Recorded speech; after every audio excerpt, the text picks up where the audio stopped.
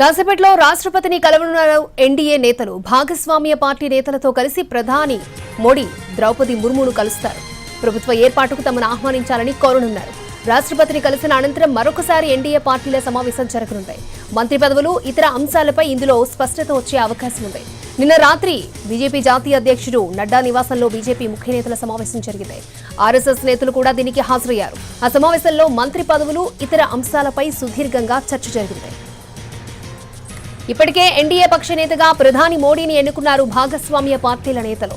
Parliament భవనంలోని central హాల్లో జరిగిన ఈ సమావేశంలో 240 మంది బీజేపీ ఎంపీలతో పాటు TDP, JDU, Shiv Sena, Lok Janshakti, NCP, JDS, Janasena, Apna Dal సహా ఎన్డీఏ భాగస్వామ్య పార్టీల ఎంపీలు, ఎన్డీఏ పార్టీల ముఖ్యమంత్రులు, ఉప ముఖ్యమంత్రులు హాజరయ్యారు. వీరంతా మోడీ నాయకత్వాన్ని సమర్థిస్తూ ఏకగ్రీవ తీర్మానం చేశారు.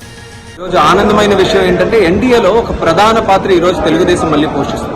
గతంలో వాజ్పేయి గారు ఉన్నప్పుడు ఎన్డీఏలో ఇదే రకమైనటువంటి పాత్ర పోషిస్తే చాలా ప్రాజెక్టులు, నిధులు కేంద్రం నుంచి మన ఆంధ్రప్రదేశ్ రాష్ట్రానికి తీసుకొని వెళ్ళాం, అభివృద్ధి చేసుకోగలిగాం. అదే స్థాయిలో ఈ రోజు కూడా మన కేంద్ర ప్రభుత్వాన్ని వినియోగించుకొని ఆంధ్రప్రదేశ్ రాష్ట్రంలో గత 5 సంవత్సరాలుగా జరిగినటువంటి నష్టాన్ని, జరిగినటువంటి అన్యాయాన్ని, అరాచకాన్ని అవన్నీ కూడా పూడ్చుకొని దేశంలోనే ఒక ఉన్నత రాష్ట్రంగా తయారు చేయాలనేది తెలుగుదేశం, చంద్రబాబు నాయుడు గారి తాలూకు ఆలోచన. దానికి అన్ని రకాలుగా సహకారం కేంద్రం నుంచి. ఇక ఎల్లుండి సాయంత్రం 6 గంటలకు ప్రధానిగా మోడీ వరుసగా 3వసారి ప్రమాణ స్వీకారం చేయనున్నారు. మోడీ ప్రమాణ స్వీకార కార్యక్రమాన్ని ఘనంగా నిర్వహించేందుకు ఏర్పాట్లు జరుగుతున్నాయి. నెహ్రూ తర్వాత వరుసగా 3వసారి ప్రధాని అవుతున్న నేత మోడీనే. ఈ ప్రమాణ స్వీకారం కార్యక్రమానికి దక్షిణాసియా దేశాలకు చెందిన అగ్రనేతలు తరలి రానున్నారు. ఇప్పటికే బంగ్లాదేశ్ ప్రధాని షేక్ హసీనా, శ్రీలంక అధ్యక్షుడు రనిల్ విక్రమసింఘే హాజరు కావడం ఖరారైంది. ఇక నేపాల్ ప్రధాని పుష్పకమల్ దహల్ ప్రచండ, భూటాన్ ప్రధాని షెరింగ్ టోబ్గే, మారిషస్ ప్రధాని ప్రవింద్ జుగ్నాథ్లకు కూడా ఆహ్వానం పంపించారు. మాల్దీవ్స్ ప్రెసిడెంట్ మొయిజాను ఆహ్వానించింది భారత్.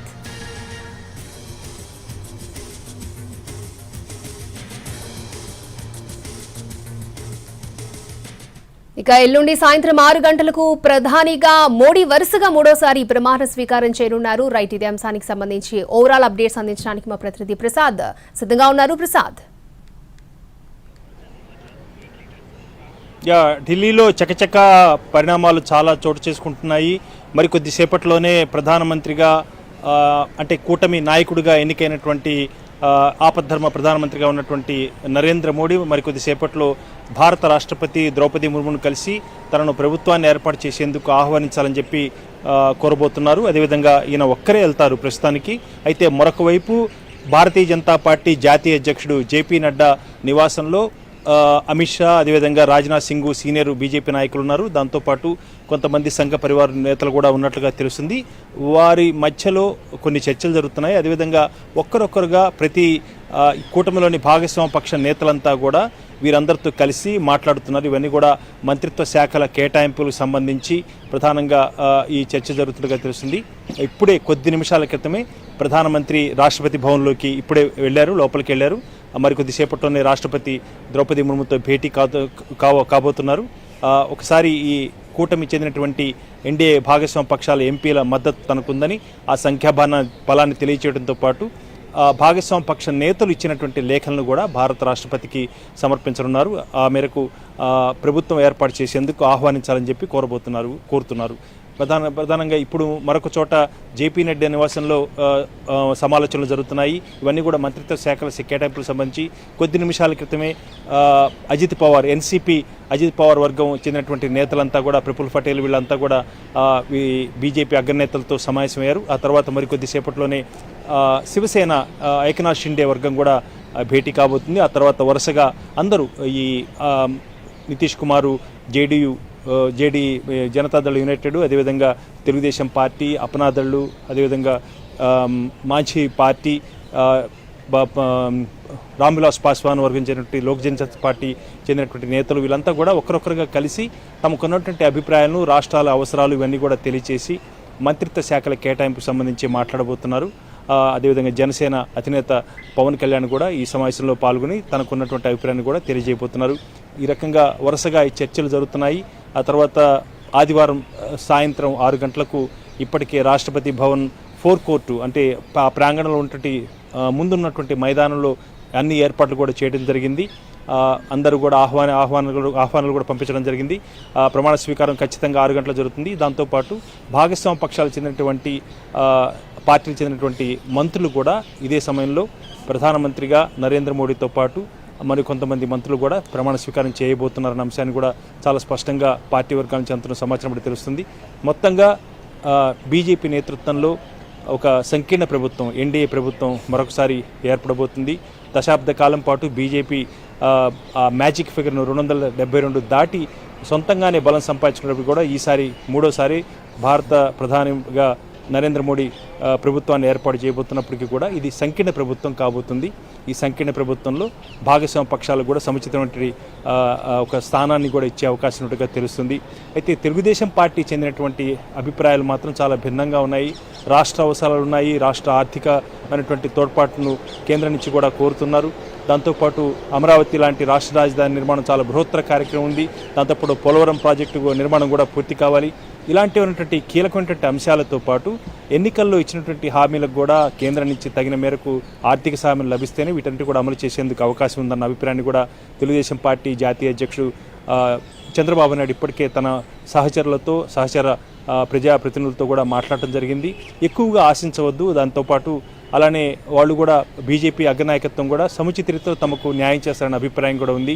వాజ్పేయి హయాంలో ఏ రకంగా అయితే సముచితమైన గౌరవం లభించిందో అలాంటి గౌరవమే తమకు ఈసారి కూడా లభిస్తున్న ఒక ఆశాభావంతోనే ఉండాలి. కానీ కేంద్ర స్థాయిలో దేశం యొక్క అవసరాలు ఉంటాయి, అదేవిధంగా జాతీయ స్థాయిలో ఉన్నటువంటి అనేక ఇబ్బందులు ఉన్నాయి. కాబట్టి వీటన్నిటిని కూడా దృష్టిలో పెట్టుకుని కొంతమేరకు మనం అంతా కూడా మానసికంగా సిద్ధం కావాలన్న అంశాన్ని కూడా సహచర ప్రజాప్రతినిధులతో కూడా ఇప్పటికే చంద్రబాబు నాయుడు చెప్పారు. అయితే అదేవిధంగా బీజేపీ కూడా ఏమాత్రం కూడా తక్కువ చేయకుండా కొంతమేరకు సముచితమైన రీతిలోనే గౌరవప్రదంగానే ఈ మంత్రిత్వ శాఖల కేటాయింపు చేస్తుందన్న ఒక అభిప్రాయం, ఆత్మవిశ్వాసం కూడా తెలుగుదేశం పార్టీ నేతలు వ్యక్తం చేస్తున్నారు.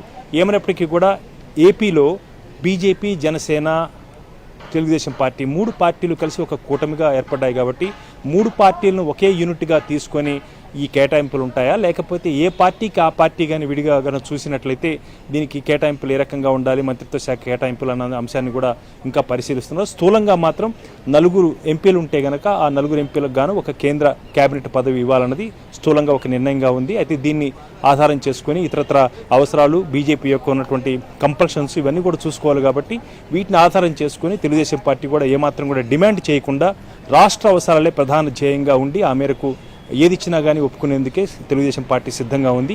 అట్లని బీజేపీ కూడా ఏమాత్రం అన్యాయం చేయదని ఒక వైపున ఆత్మవిశ్వాసాన్ని కూడా వ్యక్తం చేస్తున్నారు. జనసేన సంబంధించి కూడా ఒక మంత్రిత్వ శాఖకు కేటాయించేందుకు కూడా అవకాశం ఉన్నట్టుగా తెలుస్తుంది. వీటన్నిటిని కూడా దృష్టిలో పెట్టుకొని రాష్ట్రానికి ఉన్నటువంటి రుణాలు అనే ఆర్థికమైనటువంటి అవసరాలు వీటన్నిటిని దృష్టిలో పెట్టుకొని ఈ మంత్రిత్వ శాఖలు కేటాయించేందుకు నేతలంతా కూడా ఒప్పుకుంటారన్న ఒక అభిప్రాయం వ్యక్తం అవుతుంది. చూడాలి. ఈరోజు రేపు కూడా ఈ సంప్రదింపులు పర్వం కొనసాగుతుంది. మరి కొద్దిసేపట్లోనే జేపీ నడ్డా సమక్షంలో ఈ బీజేపీ నేతలు కూడా ఉంటారు. వారి సమక్షంలో కూడా చంద్రబాబు నాయుడు, జనసేన అధిపతి పవన్ కళ్యాణ్ కూడా కలిసి మాట్లాడి ఆ మేరకు ఈ మంత్రిత్వ శాఖలకు చెందినటువంటి కేటాయింపులు ఉంటాయి. అయితే స్పీకర్ పదవి తెలుగుదేశం పార్టీకి రాబోతుంది, లేకపోతే కోరుతుంది అన్న వచ్చినటువంటి వార్తలను పూర్తిగా ఖండించారు. ఇవన్నీ కూడా అబద్ధాలు, ఇవన్నీ కూడా కేవలం ప్రచారం మాత్రమే, ఊహాజనితమైన అంశాలు మాత్రమే కూడా కొట్టిపారేయడం జరిగింది. గతంలో ఉన్నటువంటి పరిస్థితులు వేరు, ఇప్పుడు ఉన్నటువంటి రాజకీయ పరిస్థితులు వేరు. ఆంధ్రప్రదేశ్ విభజన జరిగిన తర్వాత కేవలం 25 లోక్సభ స్థానాలతో ఉన్నటువంటి ఆంధ్రప్రదేశ్కు పెద్ద స్థాయిలో డిమాండ్ చేసే అవకాశం లేదు ఏ పార్టీకైనా కానీ. కాబట్టి ఉన్న సంఖ్యాబలాన్ని ఆధారం చేసుకుని 16 ఎంపీలు ఉన్నటువంటి తెలుగుదేశం పార్టీ దానికి తగ్గట్టుగానే డిమాండ్ చేసి రాష్ట్ర అవసరాలు కూడా చూసుకోవాలి. ముందు రాష్ట్రంలో పార్టీ బలోపేతం కావాలి. ప్రజలు ఇచ్చినటువంటి గౌరవాన్ని, ఇచ్చినటువంటి తీర్పును అనుగుణంగా బాధ్యతాయుతంగా పనిచేయాలి. కాబట్టి రాష్ట్ర అవసరాలే ముందు ముఖ్యం. ప్రజల అభిష్టం మేరకు ప్రజల అవసరాలు తీర్చే విధంగానే ఏదైనా కానీ ఉండాలన్న అంశాన్ని ఆధారం చేసుకొని నిర్ణయాలు ఉండబోతున్నాయి. కాబట్టి ముఖ్యంగా తెలుగుదేశం పార్టీ చెందినటువంటి ఎంపీలందరికీ కూడా ఈ మేరకు సూచాయిగా చంద్రబాబు నాయుడు ఇప్పటికే తెలియజేయడం జరిగింది. కాబట్టి 1, 2, 3 శాఖలు వచ్చే అవకాశం ఉంది. ఖచ్చితంగా వీటన్నిటిని దృష్టిలో పెట్టుకొని బ్యాలెన్స్గా ఇటు బీజేపీ, జనసేన, తెలుగుదేశం పార్టీ 3 పార్టీలు కూడా కలిసికట్టుగా ఉండి ఒక నిర్ణయానికి వచ్చి ఆ మేరకు ఒక యూనిట్గా ఈ శాఖలు కేటాయింపు చేసేందుకు అవకాశం ఉందన్న అభిప్రాయం మాత్రం చాలా స్పష్టంగా తెలుస్తుంది. చూడాలి ఏం జరగబోతుందో. మరి కొద్దిసేపట్లోనే రాష్ట్రపతి కలిసి ముగిసి వచ్చిన తర్వాత నేతలంతా కూడా మరొకసారి కూడా ప్రధానమంత్రిగా అభ్యర్థిగా కూటమి నాయకుడిగా ఎన్నికైనటువంటి మోడీతో కూడా నరేంద్ర మోడీతో కూడా బీజేపీ అగ్రనాయకత్వం కూడా కలిసే అవకాశం ఉంది. పార్టీలు అంటే భాగస్వామ్య పక్షాల నాయకులు ఏం చెప్తున్న అంశాన్ని కూడా మోడీకి అందజేసే అవకాశం ఉంది. కాబట్టి ఇవన్నీ కూడా చూసుకున్న తర్వాత మొత్తంగా స్థూలంగా ఒక నిర్ణయం తీసుకొని రేపటిలోగా ఈ మంత్రిత్వ శాఖల కేటాయింపు ఉంటుంది. ఓకే ప్రసాద్, సో వరుసగా సారి మోడీ ప్రధానిగా ప్రమాణ స్వీకారం చేయబోతున్నారు ఎల్లుండి. దీనికి సంబంధించి శరవేగంగా ఏర్పాట్లు జరుగుతూ ఉన్నాయి.